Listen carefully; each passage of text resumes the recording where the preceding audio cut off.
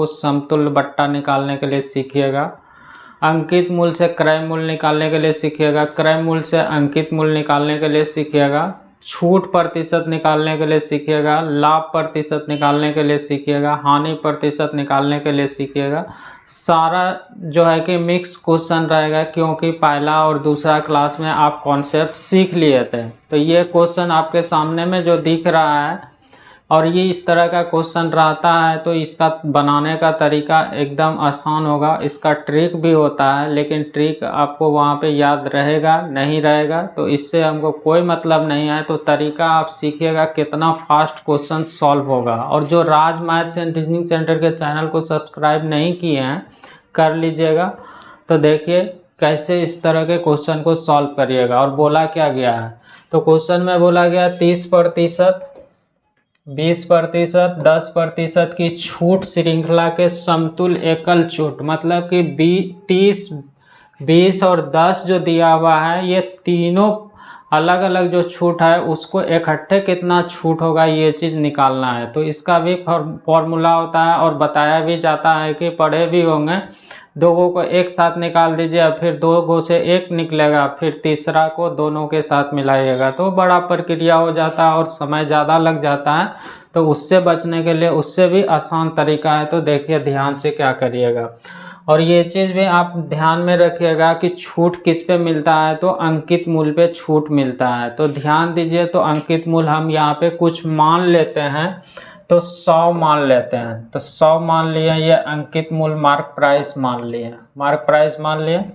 अब देखिए यही 100 वाला वस्तु पे क्या होगा, 30% छूट मिलेगा। तो 100 के वस्तु पे 30% छूट का मतलब कितना पैसा पे करना पड़ेगा, तो 70%। 70% का मतलब होता है 7/10, ये हो गया। फिर देखिए इस पे कितना 20% छूट मिलेगा। 20% छूट का मतलब 80%। 80% का वैल्यू होता है 4/5, तो 4/5 लिखिएगा। फिर कितना छूट मिलेगा, 10% छूट मिलेगा। 10% का मतलब 90% पैसा पे करना है। तो 90% का मतलब निकालिएगा तो 9 में कितना होगा, 10 होगा। तो देखिए 100 का वस्तु जो है कि अब छूट होके इतना रुपया में मिल जाएगा। तो वहाँ से हम छूट का इकट्ठे निकालेंगे। तो 100 में है तो डायरेक्ट बोल दीजिएगा कि कितना प्रतिशत छूट होगा। तो पहले इसको क्या करना है, कैलकुलेट करना है। तो देखिए इसको काट के छोटा कर लेते हैं। तो 10 और 10 100 हो जाएगा, ये कट जाएगा, गुना कर दीजिए। तो गुना करिएगा तो 9 चौके 36, फिर गुना 9 चौके 36 नहीं, ये 7 चौक 28 हो जाएगा। 28 गुना में करिएगा 9, तो 28 गुना में 9 करिएगा तो देखिए, और नीचे में रहेगा 5। तो इसको सॉल्व कर लीजिए। 9 8 72 हो जाएगा, बचेगा 7, और 9 दूना 18, 18 और 2 20 हो जाएगा। 20 और 5 कितना हो जाएगा, 25 हो जाएगा। तो 25 लिखिएगा, बट्टे में कितना हो जाएगा, 5। अब ये 5 से भाग लगा दीजिएगा। तो 5 से भाग लगाइएगा, 25 हो जाएगा।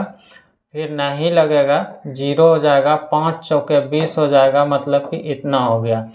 अब देखिए 100 का वस्तु मिल कितना रहा है में, 50.4 में। तो छूट कितना हो जाएगा, तो 100 में से घटा दीजिएगा।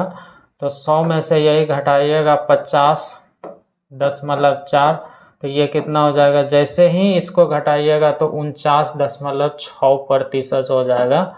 यही क्या हो जाएगा, आंसर हो जाएगा 49.6%, ये आंसर हो जाएगा। तो यही इस क्वेश्चन का क्या हो जाएगा, आंसर हो जाएगा। तो इतना करना है, इसमें से एक ही बार में आपका क्या हो जाता है, छूट निकल जाता है। तो चलिए अगला क्वेश्चन देखिए। ये दूसरा क्वेश्चन है, उसी तरह का क्वेश्चन है, लेकिन इसमें से पूछा कुछ और गया है, और इसको भी आप आराम से सॉल्व करिएगा। और इस तरह का रहता है क्वेश्चन। और ये भी देखिए पूछा हुआ सीपीओ का क्वेश्चन है। बोला गया 500 पर 40% छूट और उसी राशि पर 36% तथा 5% के दो अनुक्रमिक छूट के बीच अंतर क्या है। 500 रुपया वाला वस्तु है जिसपे बोला गया 40%, और उसी में से देखिए दूसरा जो छूट बोला गया है एक 36% दिया जा रहा है और एक 5% की छूट दिया जा रहा है, तब दोनों में अंतर कितना होगा? तो 36% और 5% का समतुल्य छूट पहले क्या कर लीजिएगा, पता करिएगा और अंकित मूल्य को अंकित मूल्य से भाग लगाइएगा और उसमें से पूछा गया है कि अंतर कितना होगा। तो ये तो खैर 40% छूट है ही, 40% तो छूट है एक साथ। अब देखिए ये 36 और 5% का छूट निकालेंगे, समतुल्य छूट। तो देखिए कैसे निकालिएगा, तो लिखिएगा इसको 36 प्लस 5 और माइनस लिखिएगा 36 और गुना में 5 और बट्टे में क्या हो जाएगा, 100 हो जाएगा। तो ये छूट निकल जाएगा, ये दोनों का इकट्ठे समतुल्य छूट। तो इसको सॉल्व कर लीजिए, तो इसको काट के छोटा कर लीजिएगा। 5 से कटेगा तो ये 20 बार में कटेगा और 20 से काटिएगा तो 1 दशमलव कितना हो जाएगा, तो 18 दूना 36 मतलब 1.8 हो गया। तो देखिए 36 और 5 को जोड़िएगा 41 हो जाएगा। 41 में से ये घट जाएगा कितना, तो 36 और 5 41 में से घटा दीजिएगा 1.8 को। तो 1.8 को घटा दीजिए, तो जल्दी से इसमें से घटाइएगा। तो देखिए इसको सॉल्व कर दीजिए तो घटाइए, तो देखिए ये कितना हो रहा है, 6 5 11 41 हो रहा है। मतलब कि 41 में से घट जाएगा 1.8 घटेगा, तो घटाइएगा तो ये निकल जाएगा आपका कितना। तो देखिए घटाते हैं तो ये 39 पॉइंट कितना हो जाएगा, 2% निकल गया किसका, तो ये 36% और 5% का समतुल्य छूट। अब देखिए क्वेश्चन आपका कैसा हो गया, तो 500 रुपया पे ये 40% और दोनों का समतुल्य छूट निकालें तो कितना निकल गया, 39.2% निकल गया, 39.2%। तो ये दोनों का अंतर आपसे पूछा गया था। तो 500 क्या है, अंकित मूल्य है, तो अंकित मूल्य हमेशा कितना होता है, 100 होता है। अंतर पूछा गया तो यही 40 और 39.2 का अंतर लीजिएगा, तो अंतर देखिए कितना का हो रहा है, तो 0.8 का हो रहा है। तो 0.8 से गुना कर दीजिएगा, तो यही आपका आंसर निकल जाएगा। तो देखिए इससे ये कट जाएगा, तो 5 गुना 8 करिएगा 40 होगा, एक अंक के बाद दशमलव हो जाएगा, तो कितना निकल जाएगा, तो 4 रुपया अंतर निकल जाएगा। तो यही आपसे क्वेश्चन में पूछा गया था। तो इसमें से आपको क्या करना था, 500 रुपया पे 40% और 36% और 5% का जो छूट होता है, दोनों में अंतर पूछा गया था। तो उसमें से 36% और 5% का क्या कर लिए, तो 36% 5% का समतुल्य छूट निकाले तो 39.2 हो गया। तो 500 को 100 से भाग लगाएं और अंतर पूछा गया था, तो 40 और 39.2 का अंतर कितना, तो 0.8। इसको जब सॉल्व कर दिया तो कितना हो गया, 4 रुपया हो गया। ये क्वेश्चन है आपके सामने में, देखने से बड़ा लग रहा है लेकिन इसको भी बहुत कम समय में सॉल्व करने के लिए सीखिएगा। तो देखिए, एक दुकानदार ने 200 अंकित मूल्य की मेज क्रमिक 10% और 15% की छूट पर खरीदी। उसने मेज की ढुलाई पर 7 रुपया खर्च किया और मेज को 208 रुपया में बेच दिया, तो उसका लाभ प्रतिशत क्या है। तो लाभ प्रतिशत निकालने के लिए आपको क्या करना है, पहले क्रय मूल्य मालूम करना है। विक्रय मूल्य तो दिया हुआ है, तब आपको पता चलेगा कि क्रय मूल्य से कितना ज़्यादा है तो वो लाभ होगा। और लाभ प्रतिशत निकालने के लिए क्या करते हैं, लाभ बट्टे में क्रय मूल्य और गुना में 100 करते हैं। तो पहले यहाँ पे वस्तु का क्रय मूल्य निकालिएगा। तो देखिए, तो दुकानदार ने 200 का मूल्य था अंकित, लेकिन उस पर छूट दिया गया, पहला छूट दिया गया 10% और दूसरा छूट दिया गया है 15%। तो पहले वो मालूम करिए कि छूट मिलने के बाद वो खरीदे कितने में, और लाने में उसको क्या हुआ है, 7 रुपया का खर्च हुआ है। तो 7 क्या करना पड़ेगा, उस वस्तु के मूल्य में जोड़ना पड़ेगा। तो टोटल उसका क्या हो जाएगा, क्रय मूल्य हो जाएगा। और प्रश्न में विक्रय मूल्य दिया हुआ है तो उससे लाभ पता कर लीजिए। तो पहले क्रय मूल्य निकालिए। तो देखिए 200 का वस्तु था, पहला छूट मिला है कितना, तो पहला छूट मिला है 10%। तो पैसा कितना पे किया है, 90%। तो 9 बट्टे में 10। फिर बोला गया 15%। 15% का मतलब 85%, और 85% का मतलब होता है 17/20 होता है। तो 17/20 लिख दिए।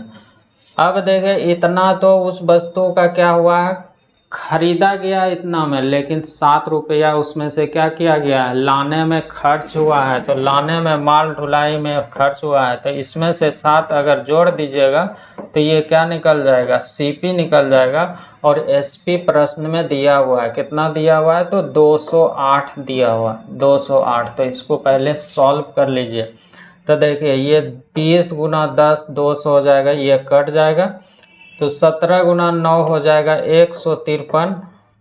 153 प्लस 7 को जोड़िएगा तो ये 160 हो जाएगा। तो क्रय मूल्य कितना है, 160, और बेचा गया कितना में, 208 में। तो लाभ कितना हो रहा है, देखिए ये कम वाला वस्तु है, बेचा गया ज़्यादा में, तो फायदा हो रहा है। कितने का फायदा हो रहा है, तो ये दोनों का अंतर लीजिएगा, तो अंतर कितना हो जाएगा, 48 हो जाएगा। तो लाभ बट्टे में क्रय मूल्य कितना है, 160, और 100 से गुना कर दीजिएगा, तो यही आपका आंसर हो जाएगा। इसको काट के छोटा कर लीजिए।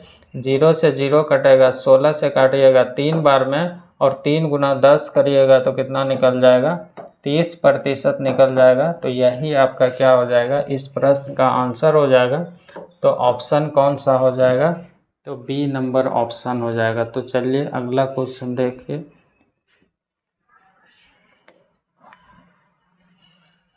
ये क्वेश्चन है आपके सामने में, और इस तरह का रहता है, सीपीओ का पूछा हुआ क्वेश्चन है। आराम से आपको शुरू से अंत तक देखना है। एक व्यापारी जो अपने माल को 50% अधिक अंकित करता है, 20% छूट देता है, तो व्यापारी छूट देने के बाद कितने प्रतिशत लाभ प्राप्त करता है। लाभ निकालने के लिए क्या चाहिए, क्रय मूल्य और विक्रय मूल्य चाहिए। तो देखिए, यहाँ पे खरीद के जो लाता है उस पर क्या करता है कि 50% बोला गया है कि अधिक अंकित कर दीजिए, और उसके बाद क्या कर दीजिए, वस्तु को 20% छूट दीजिए। तब बोला गया कि कितना का लाभ हो रहा है। तो इसमें से देखिए कैसे करिएगा, तो क्रय मूल्य मान लीजिएगा 100। अब देखिए मार्क कर दिया, कितना मार्क प्राइस कर दिया, इससे 50% अधिक, तो 150 का वो क्या कर दिया, स्टिकर लगा दिए। अब देखिए इसी पे अंकित मूल्य पे छूट मिलता है, तो 20% छूट मिलने के बाद यहाँ से एसपी पता चल जाएगा, तो कितना पैसा देना पड़ेगा, तो 80%। 80% का मतलब 4/5। इससे काटिएगा तो ये 5 से काटिएगा 3 बार में, तो 4 तिया 12, मतलब कि ये एसपी निकल जाएगा कितना, तो 120 निकल गया। अब देखिए 100 का वस्तु बेचा कितना में, 120 में, तो फायदा कितना हो गया, तो लाभ हो गया, डायरेक्ट बोल दीजिए, 100 में है तो डायरेक्ट बोल दीजिएगा 20%। तो यही इस क्वेश्चन का क्या हो जाएगा, आंसर हो जाएगा। तो ऑप्शन नंबर कौन सा होगा, सी नंबर हो जाएगा। तो चलिए अगला देखिए।